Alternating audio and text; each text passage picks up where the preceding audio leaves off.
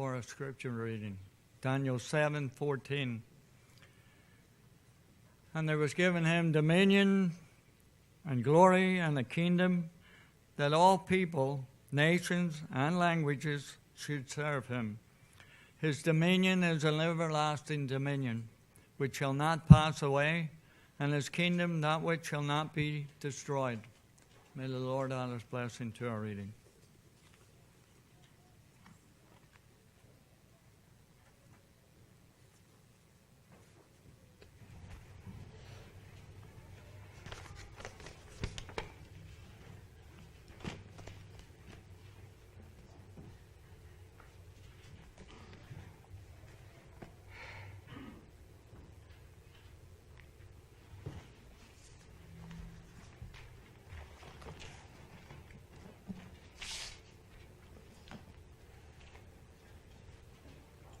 Some scholars see in Daniel, the 7th chapter, a messianic tone that rivals that of Isaiah 53 even. Of course, there's a little bit of confusion concerning one of the comings of Jesus, which we'll explore in a few minutes. There's a feeling among some that's what's foretold in Daniel 7 is about the first coming of Jesus. But a little closer examination shows that it's not that coming at all. So we're going to have an interesting time today exploring Daniel 7. Now, a few disclaimers. First of all, many in our ranks are tired of hearing about prophecy. They feel they've heard it all and that it is totally irrelevant in today's challenging world with economic and societal and weather problems that are exponential. And why we should go over these hackneyed phrases of pointing out scary beasts and the lineage of nations as beyond them. And they think we need to just get more relevant, personal, relational centered, and then we'll really have something. But this prophecy stuff is just plain outdated. Now, I disagree completely. Because I believe in these prophecies, there are more things. I believe there are more things to be discovered, more insights, more spiritual food to be ingested. And so I'm going to do something that I don't often do. I'm going to ask you to take your bulletins, and I want you to turn to the inside page. It says Sermon Thought. And I'm going to slavishly, laboriously, and methodically read. And I'm going to read the sermon thought so that you can see from where I come, or where I'm coming from, more accurately. And you can also capture the projectile of my thoughts as we explore the 7th chapter of Daniel. So, I will now read. Today, as we explore the fascinating 7th chapter of Daniel, we can rest assured of one thing. Jesus wants us, I underlined wants us to be part of, underline again, his, end of underline, kingdom. Jesus wants us to be part of his what? Kingdom. That's the message. So when we get into the scary beast, and we get into the chronology, and we get into the man of sin, just remember, this is all given so you can be part of the kingdom that lasts forever. Next sentence. It will be a kingdom unlike any other, if for no other reason than it will never pass away. That's very unique. Thus, those who are citizens, if you're a citizen of that kingdom, those who are citizens will never die either. And they will never be threatened with violence, sickness, sorrow, disappointment, and old age. Say, come to think of it, don't let, underline again, anything, end of underline, keep, underline again, you from applying for citizenship in that glorious everlasting country. Are you applying for citizenship? You think you have to wait years to get some of the papers in this country? This application takes up your whole life. You're applying for citizenship in heaven, day by day, and with each passing moment. Now let's review in our mind's eye what I just said, because I want you to keep it in mind. First and foremost, the 7th chapter of Daniel is an announcement of the kingdom of Jesus Christ and his ardent, earnest desire to bring as many people as he can into this kingdom. And guess what? He's given you the job of cooperating with him in inviting folks to apply for the kingdom of grace and glory that will last forever. That's the major theme of Daniel 7. Christ's heart desire to have you with him. Jesus said, in my Father's house are many mansions. And we could recite the rest of it, but suffice it to say, I can hardly wait to come back and bring you up there so you can enjoy life in my kingdom. That's what Jesus is saying. And by the way, he identifies Daniel as a prophet in another setting. In Matthew, he makes it very clear. Daniel the prophet. Jesus wanted us to listen to Daniel. Are you ready to listen? Because we're going to plunge in, and it's going to be, I prayed for wisdom to simplify Daniel 7, because sometimes we get so bogged down in the minutia that we lose our sense of where we're at. So I'm going to try some new things. Number one, I have to disabuse your mind of Oriental narrative. That is, when the ancients would relate something, such as a vision, they would not systematically go through the steps of that vision as you would think of it. And I brought this up again and again, but I can't do it too much. When they narrate a happening or a vision, someone like Daniel will give you an overview, and then without announcement, he will continue on with detail about the overview. Are you with me? So he's flying the plane at 30,000 feet, swings around, and goes over the same terrain at 5,000 feet. And he might go back again at 500 feet. And you're flying low, but you sure learn a lot. So, I want you to remember that.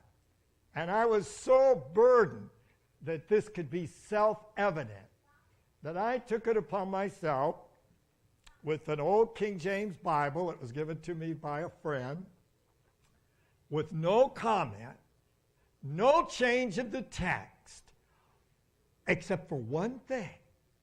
I put the verses in a different order, the order that your Western Occidental minds would understand. I did not change one word in the verses. I did not add one word in the verses. I only cut and pasted the verses in a way that you would be familiar with, so that I would speak of what happened in the morning before I spoke of what happened in the afternoon. I would speak of what happened at point A before I would speak of point B, whereas the Oriental system is richer, and the tapestry is fine woven and intertwined, and a little bit hard sometimes for our Western minds to unravel. So, I'm now going to call on my faithful helpers, any young person who wants to come up here.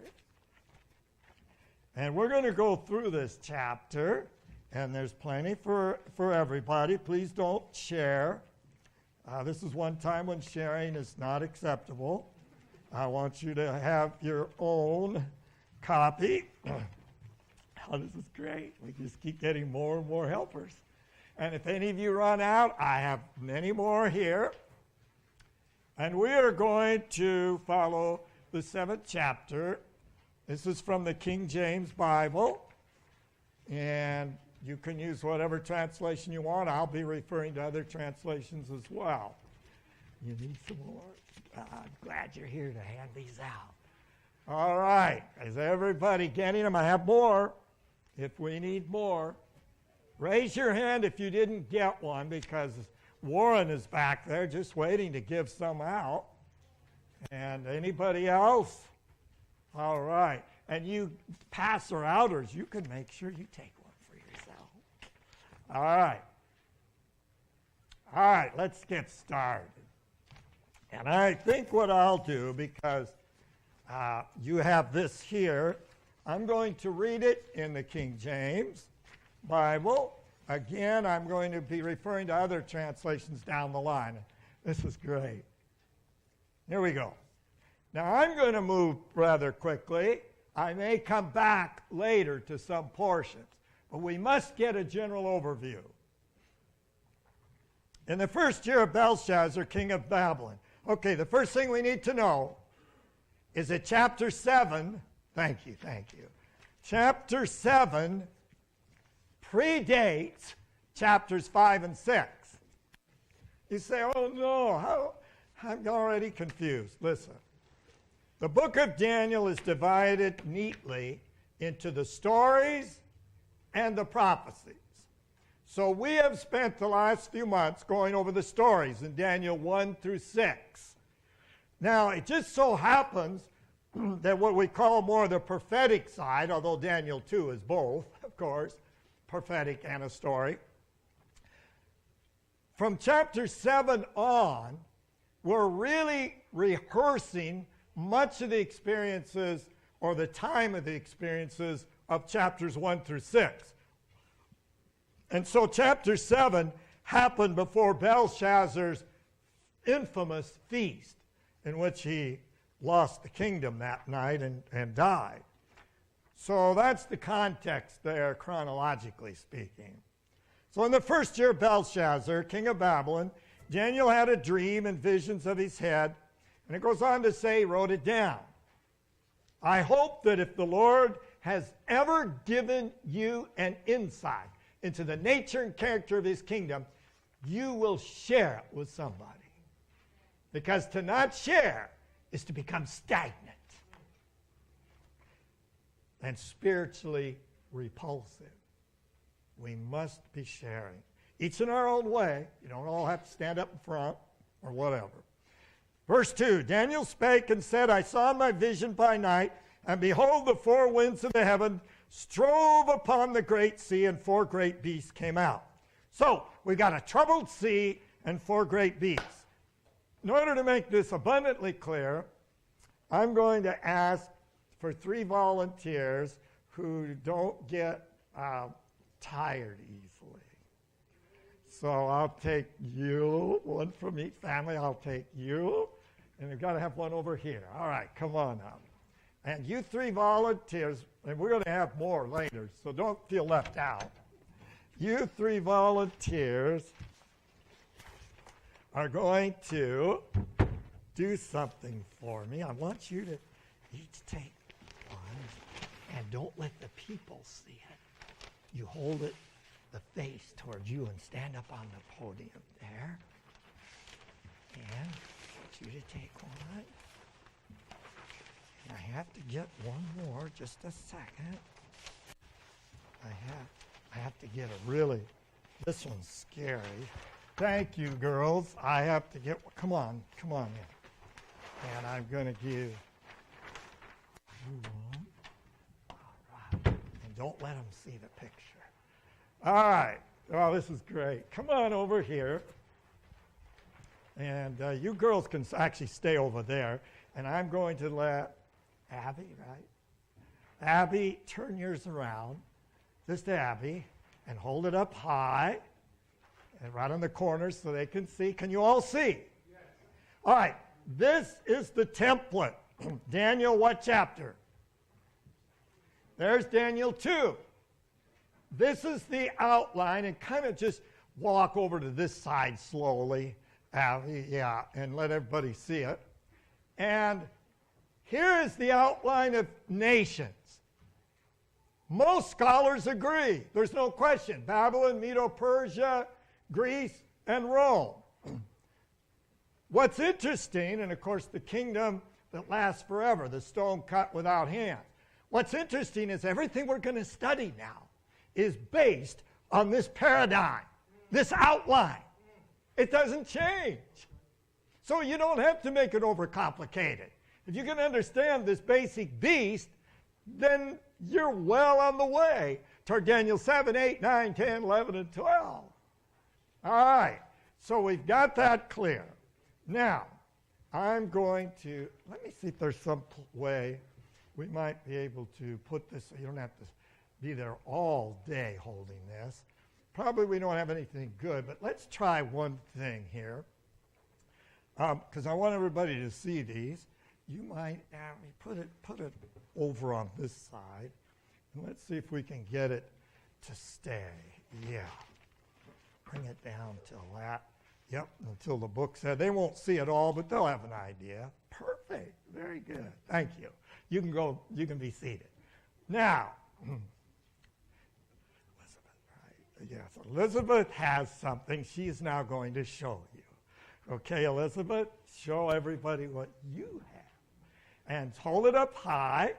And then I want, I think what I'm going to do is ask you to walk over here. And I'm going to let you stand back because yours is really scary. Don't let them see it.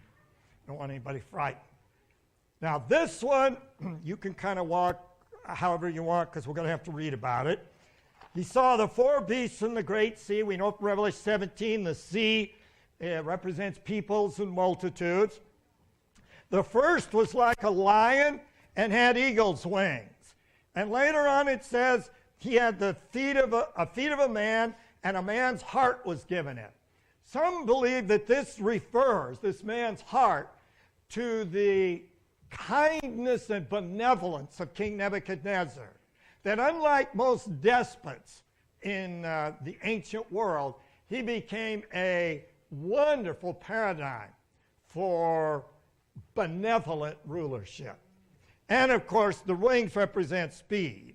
Now, let's look at the second one real quick. Verse 5, I saw a bear, and it raised itself on one side and had 3 ribs.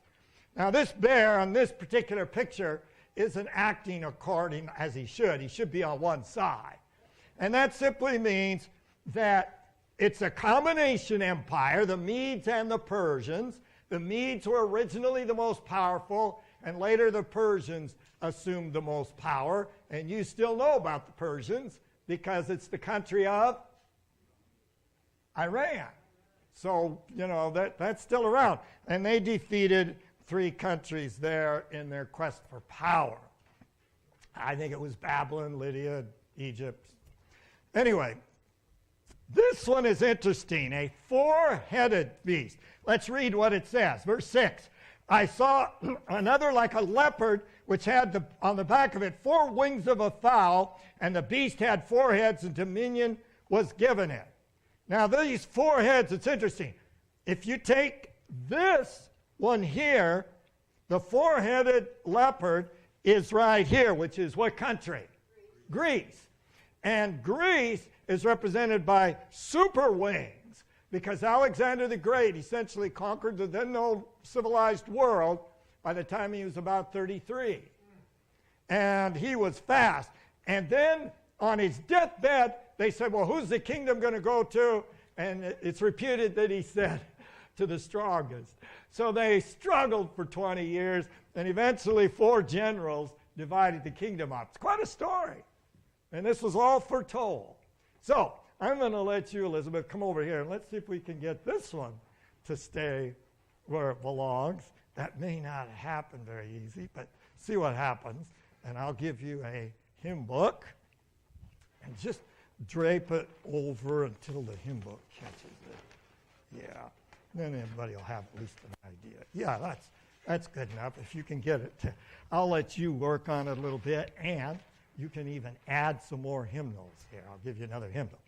Now, I've waited till last for this fine young gentleman, because his beast, I don't want to give you an upset stomach, but this one's tough. So let's read about him first. Verse 7. After this, I saw in the night visions, and behold, a 4th beast, exceedingly, or dreadful and terrible, and strong exceedingly. And it says it not only broke things up, but it stamped the residue with its feet, and it was different from all the others. Now, common sense would tell you, before I let him show you, this 4th beast has got to be what? Rome, the 4th empire. And sure enough, further study shows it. Go ahead, Ian, show them. All right, show them right over here. Hold it up high so that they can be properly impressed. All right. Now, thank you. Yes, move it back and forth like that. That's beautiful. You're a very good beast man here. Now, when this beast comes out, he has 10 horns. And an interesting thing happens. They even show it here, but you might not see it, sort of. There's a little horn. And the little horn's going to grow out of these 10. So I'll tell you what. We're going to put your beast right. Hang it under the Bible. Shall I try it? Yeah, I was thinking of that. And then come on over and see if yours will go under the Bible there. There we go. Get that. All right, very good. Thank you. Now, we have our beasts in order. Let's just let the Bible speak. Verse 7 says it had how many horns? 10. And it's pretty obvious, it's pretty obvious that at the breakup of Rome, here with the feet of iron and clay, that there were at least 10 kingdoms. Some have listed them, and you can do that in your own study sometime. But they're the kingdoms of what we would call, I could almost say it, the European Union, if it sticks around at all. But anyway, it's the countries of Europe, like the French and the Germans and so forth, and the Italians. Now, verse 8. I considered the horns, and behold, there came up among them another what? Little horn, by whom 3 of the first horns were plucked up by the roots. And behold, in this horn were eyes like the eyes of a man, and a mouth speaking, and try as I might, I couldn't get the last word, so you all get to put the last word there. A mouth speaking great things. That's the word I could not get on the copier. A mouth speaking great things. Now, are you comparing already? I think you're already finding where this is leading. If out of the breakup of Rome you've got 10 countries, and if out of this beast that represents Rome, you have a little horn that uproots 3 of them, and this little horn grows very powerful, it must naturally be assumed that the little horn arises out of Rome. Interesting. The little horn must arise out of Rome. And I'm not going to go into a lot of the history, but let me just say that as Rome became Christian, quote, and it was politically expedient to be a Christian, the bishop in Rome itself gradually assumed more and more power, and he was looked to as the mediator among and between other bishops who might be having doctrinal disputes. You say, well, they probably didn't have doctrinal disputes in those days. Oh, they did. Because this little horn, the three that it uprooted were countries that were based on a different form of Christianity than the little horn. The countries that it uprooted were Arians, not the political Aryan that you hear out of World War II, but this is an old theological term that simply describes people who did not believe that Jesus was the eternal God or the eternal Son of God. They believed that he was created.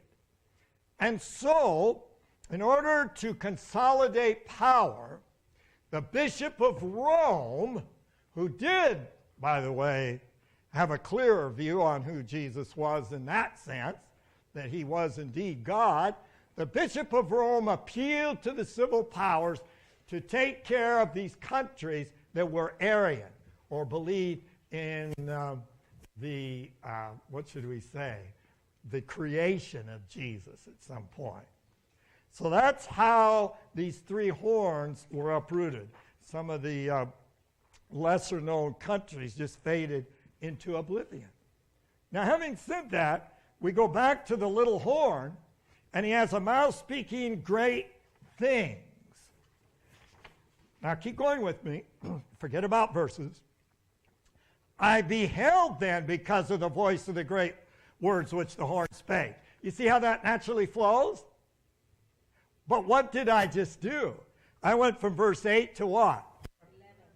And it's right here. And it's so natural that you probably didn't notice. But now if you go back to verse 8, I saw this horn, great, powerful horn it became, and then I beheld because of the voice of the great words of the horn. I started listening to what he was saying.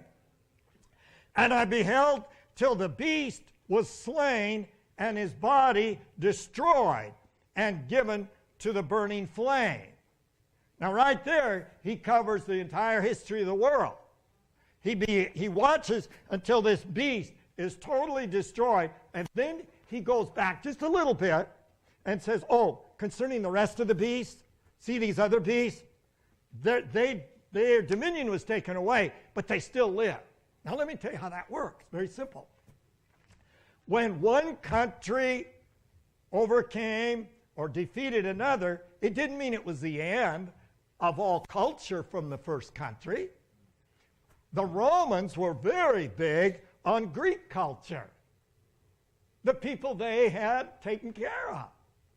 And everybody's indebted to the Babylonian culture for certain mathematical principles and so on. So, what we have here is an interesting foray into the history of the beast and the little horn. Now, verse 9, our attention is taken from earth to heaven. And that's why I have 9 and 10 and 13 and 14 together, because this is when he's talking about heaven. So verse 9, I beheld till the thrones were cast down. Now, Old English, that's very confusing. Any modern translation, including New King James, would say the thrones were what? Put in place. And there's so much we could say about that. And the Ancient of Days did sit, whose garment was white as snow, the hair of his head like pure wool. His throne was like the fiery flame, and his wheels as burning fire. This is well nigh unilateral, that scholars see the Ancient of Days as God the Father. And we see all these thrones set up. Thrones represent judgment. And if you'd like parallel texts, I think you're going to get them, some of them in your magazine I'm going to give out, so that you can see that this description of God's throne is similar to Ezekiel chapter 1 and 10 and other places in Revelation. Verse 10, a fiery stream issued and came forth from before him. Thousands and thousands ministered unto him, and 10,000 times 10,000 stood before him. The judgment was set, and what?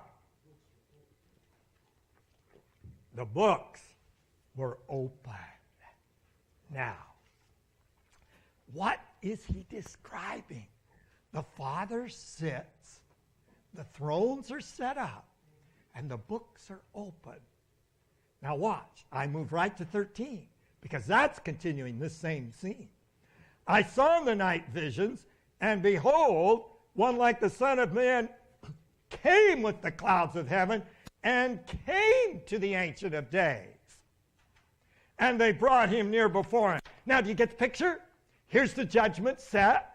The thrones are set. The Ancient of Days is seated, God the Father. Now it says, I looked and I saw the Son of Man, or the Son of God, come, or he came, which would indicate he had to come from somewhere. We'll get into that in a minute. Verse 14, this is how it ends up. There was given unto him what? A kingdom that'll never be destroyed. And everybody is going to be blessed. Wow, what an incredible experience that is. Now, I have a question for you. What scene are we describing? If the Ancient of Days is here on the thrones, and the Son of Man comes to him, that means they work together. But yet when Jesus ascended to heaven, he said he sat down at the right hand of his Father. So how come they're all of a sudden apart? You ever think about those things, wonder? I want you to look at Daniel 7 now in your Bible, because we're going to have to go to a verse that I didn't print. Daniel 7, verse 22. Daniel 7, verse 22. Actually, let's go to 21. Daniel 7, 21. I was watching, and the same horn, we're talking about the little horn, was making war against the saints and prevailing against them. So there's the history of this little horn battling the saints until the Ancient of Days what? Came. And a judgment was made in favor of the saints of the Most High. Brothers and sisters, you can write this in the margin. Verse 22 explains for you why Jesus had to come to the Ancient of Days, because the Ancient of Days himself came to a new place.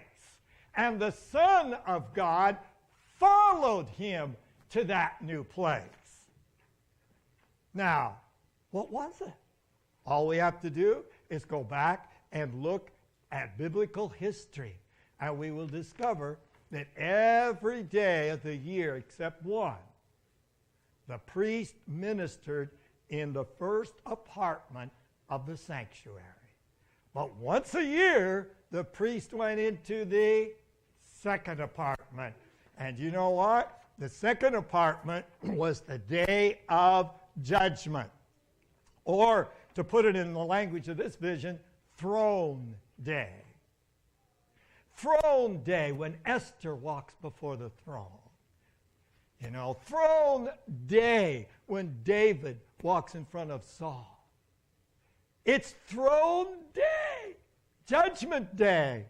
And what we have described in Daniel 7 is a beautiful narrative of what we call the judgment hour message.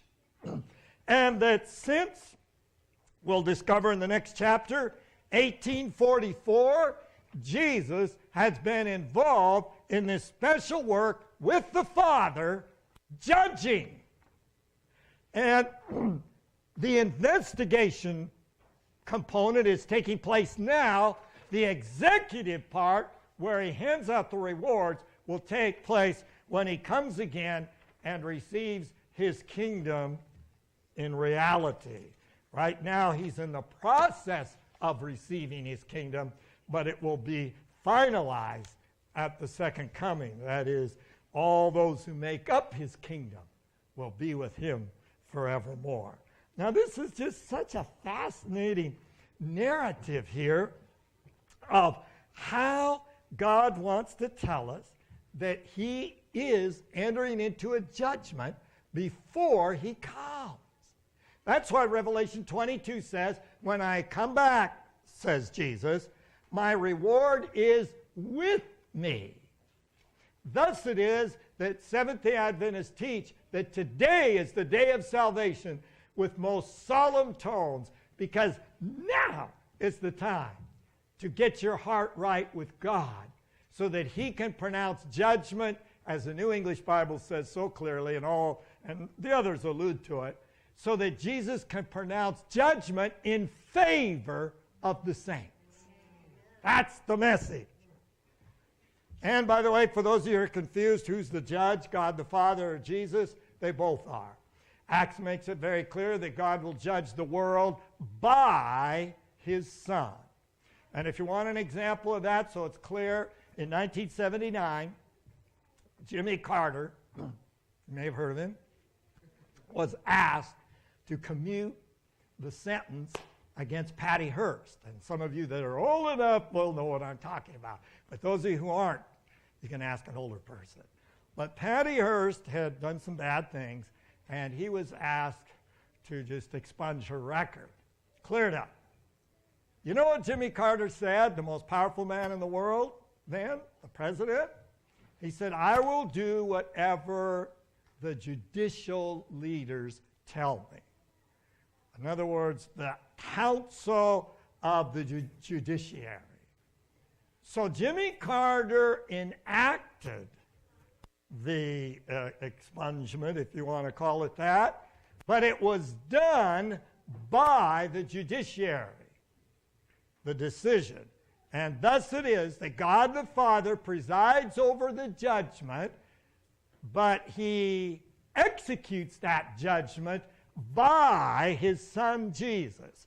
And indeed, the investigation part of the judgment is also in Jesus' realm or court, or part of his job description. So you have the Father and the Son, both, as it were, judging. But all judgment has been committed in a special personal way to the Son. Now, having said all this, we still are left, well, a couple things I want to say to you. I'm going to put this aside, and we'll go back to a Bible that has every verse. I don't want to miss any. And verse 13, I want to look at again. Verse 13, I was watching in the night, and behold, one like the Son of Man came with the clouds of heaven. And I think we have it here in our King James one too. This coming of the Son with clouds of heaven has been falsely attributed to the second coming. But when you look at it closer, he's not coming here. He's coming to the Ancient of Days, the Father. So this is not a description of the second coming with clouds of angels. It is a description of the movement from the holy place to the most holy place with the cloud of angels up in heaven. A unique and inimitable process that we do well to take heed and study more and more, which we will, Lord willing, next week. Well, anyway, verse 15. I, Daniel, was grieved in my spirit, and the visions troubled me. If you don't understand it all right away, then you're just like Daniel. That's good. You just keep studying, and you're blessed in doing it. I came near to those, and I wanted to know what the truth was. So he said, okay. The man that he asked, he said, Daniel, this is what it is. The beasts, we've already explained, are 4 kingdoms. And then he reminds Daniel yet again, who's going to have a kingdom that lasts forever, and be sure you're part of that. Then I wish to know, verse 19, the truth of the 4th beast, which is so dreadful and different. And verse 20, this little horn that comes out of that 4th beast, whose appearance was greater than his fellows, and he spoke pompous words.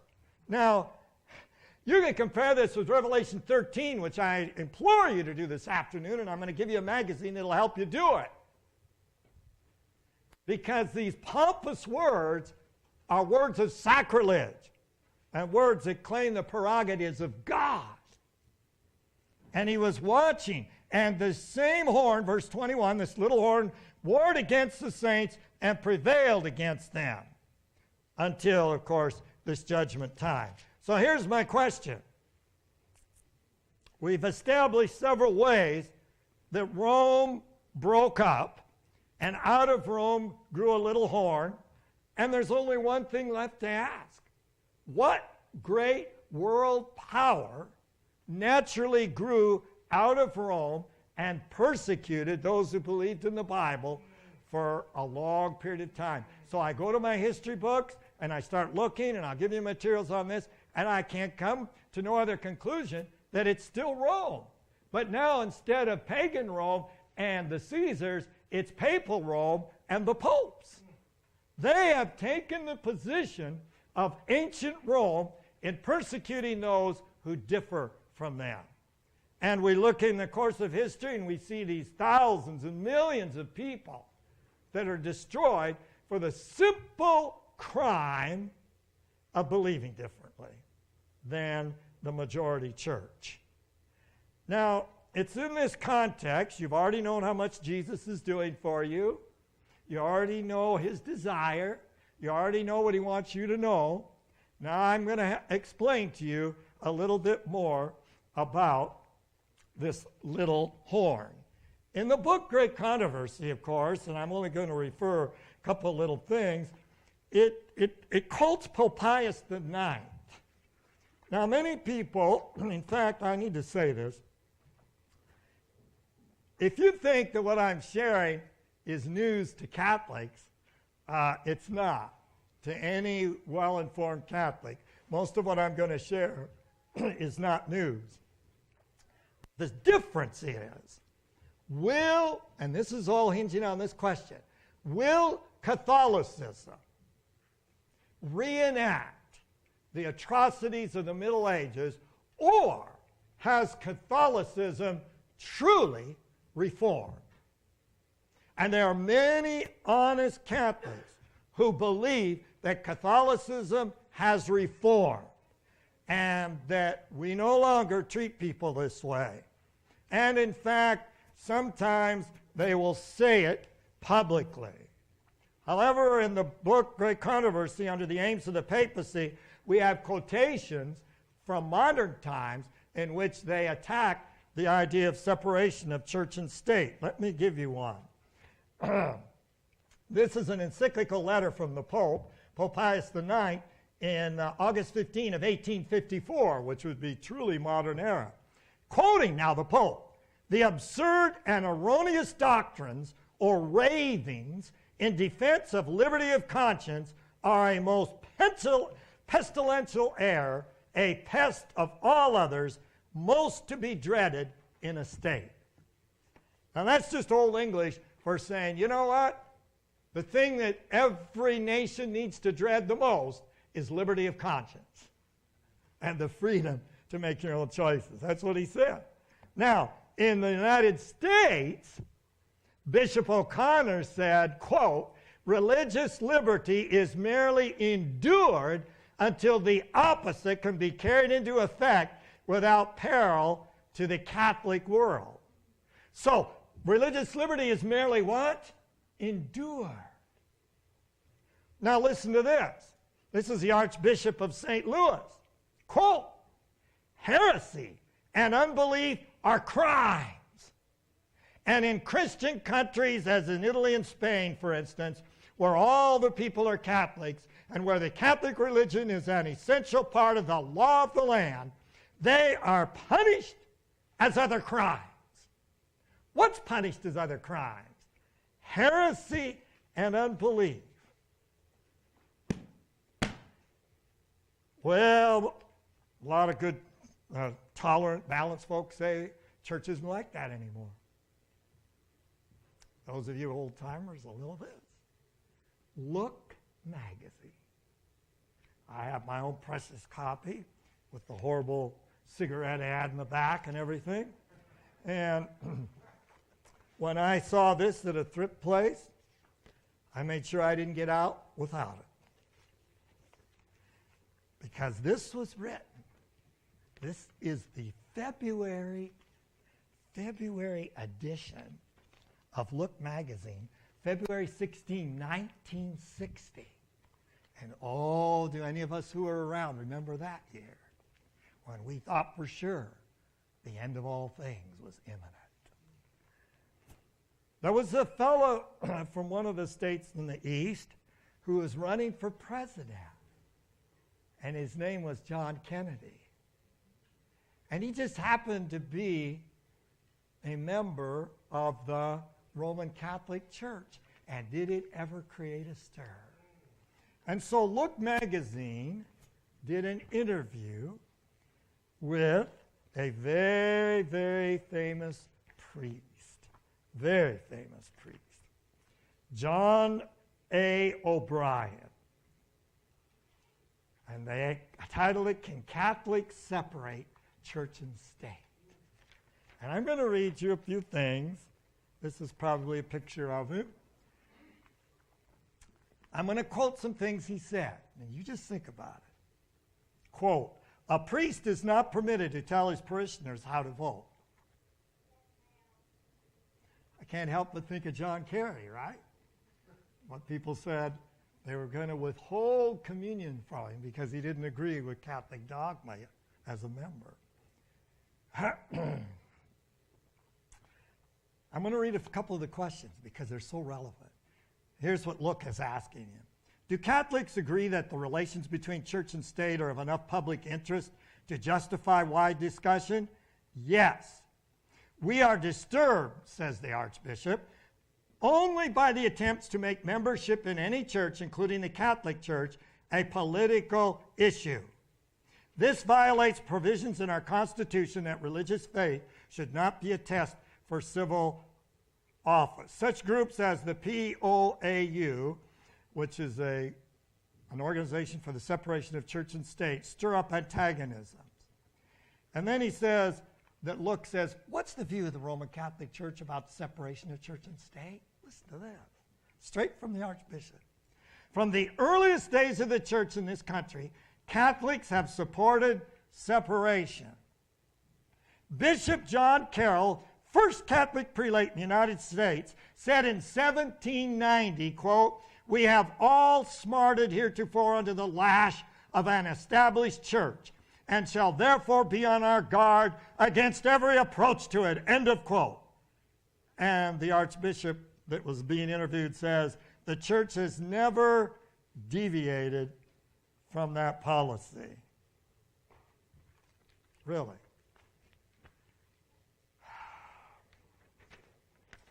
Another quote from the same man in 1960. Most Catholics would oppose appointing an envoy to the Vatican, end of quote. What do we have today? An envoy to the Vatican. How many of you remember when he was appointed? It was under Ronald Reagan. That which Harry Truman couldn't do. And the country rose up.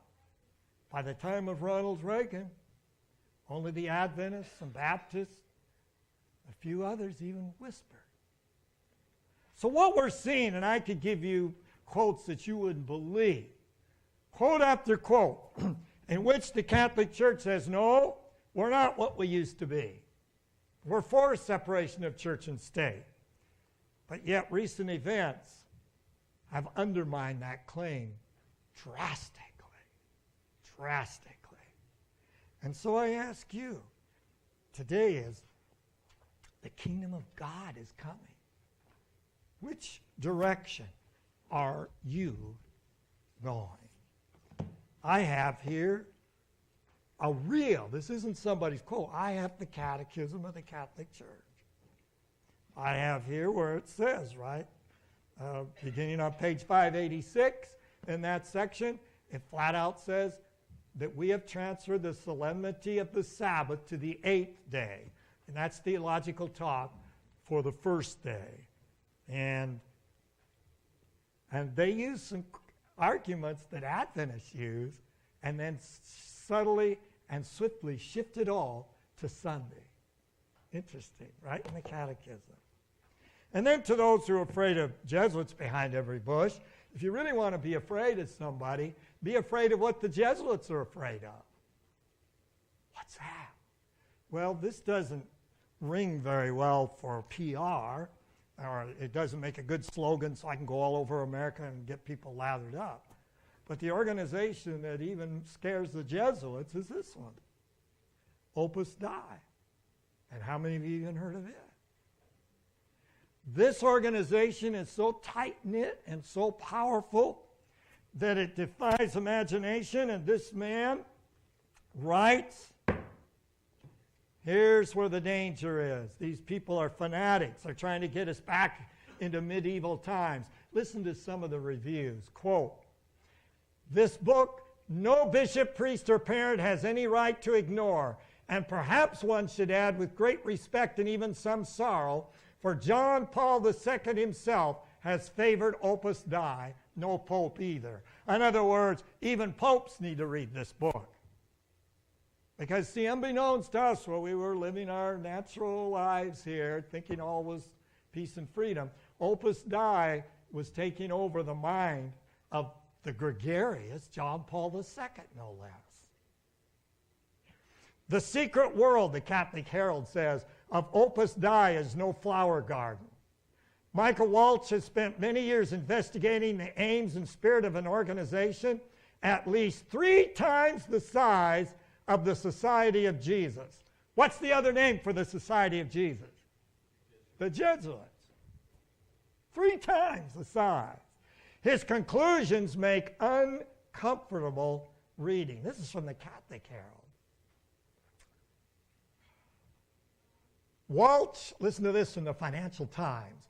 Walsh strips away some of the pretensions and shows a church operating perniciously within a church. And it goes on to talk about the frightening power of Opus Dei. But you know what? That frightening power is becoming more and more mainstream in the thinking of the church in Italy. And my question is, are we keeping up? Because Protestants are just now, and I have a document, 1999, the Lutherans and Catholics signed the joint accord on justification by faith. The year 2017 marks the 500th anniversary of the Protestant Reformation. And yet so many are asleep as false efforts for a false ecumenism are heading into the land. One great researcher, Dr. John Robbins, who holds a PhD in political philosophy from Johns Hopkins University. And he wrote a book called Ecclesiastical Megalomania, in which he decries the incredible power of the Catholic Church in America, not as an Adventist. Listen to this quote that he quotes from Joe Klein, and some of us used to read, he wrote for Newsweek magazine. The religion is Roman Catholicism, the most significant in American politics, the ultimate swing vote. Catholics were the heart of the New Deal coalition, and then he goes on to talk about the power of the church. And yet I could read you other writings here that says the bishop said in 1960 the Catholic Church is not a block vote of any kind. So then the question is, who to believe? You compare Daniel 7 with Revelation 13. It says all the world wondered after the beast whose deadly wound was healed. But I'm going to tell you something. You have no answer if all you can do is point out the foibles of the beast. That isn't going to do it. That can be part of the component. But what people are dying to hear is the truth about the kingdom of righteousness. About how Jesus, in all this, is seeking to draw you into his place of residence up in heaven so that you can sit in heavenly places with him and enjoy a great spiritual feast in the midst of spiritual carnage. And so this afternoon, And I'm just going to take a couple more minutes. Sorry that it took a little longer today. But I'm going to ask my helpers to come, and I'm going to give each of you the gift that I promised for several months. Come on in, kids. And we will... Okay, let's put it right here, and I'm going to give some to some of you, and then there you go. And you can come back for more, because I'm going to ask everybody to. I've got more, by the way, if I run out here.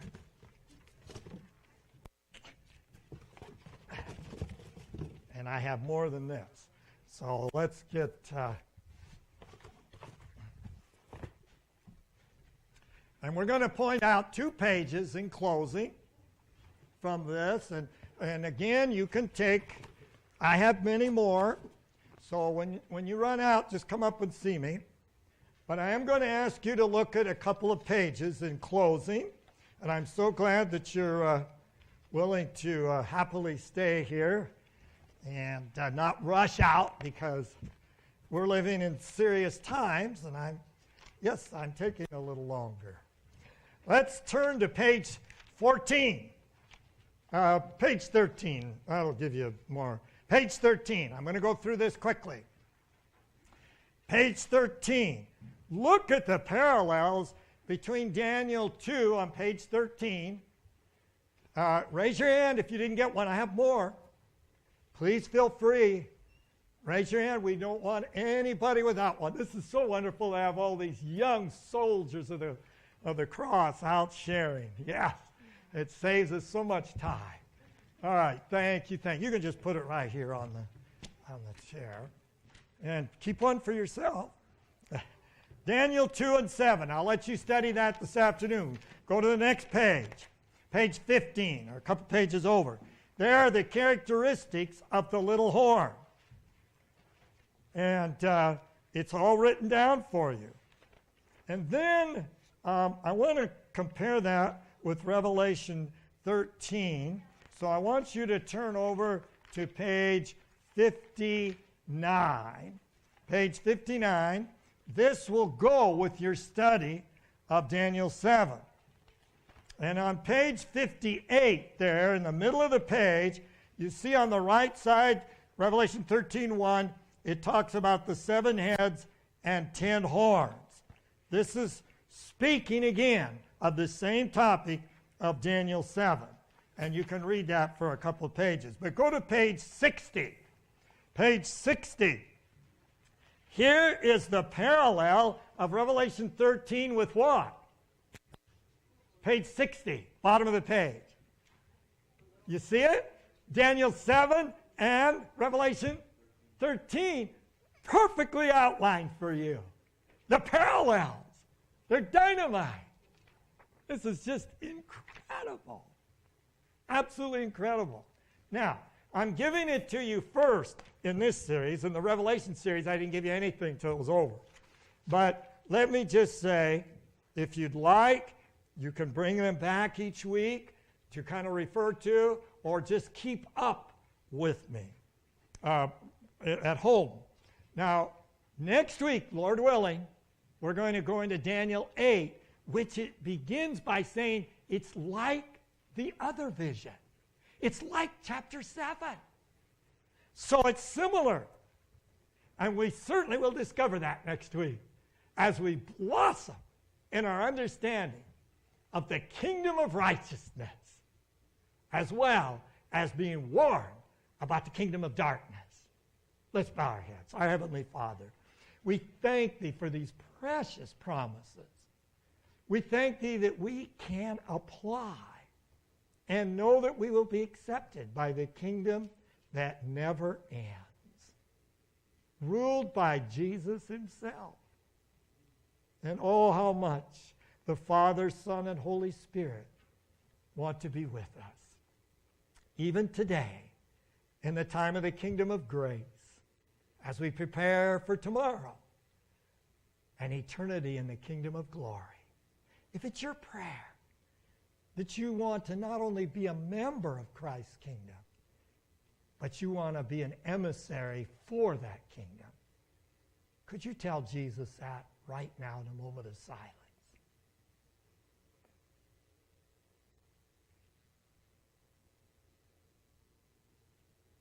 Thank you, Jesus, for every prayer. In Jesus' name.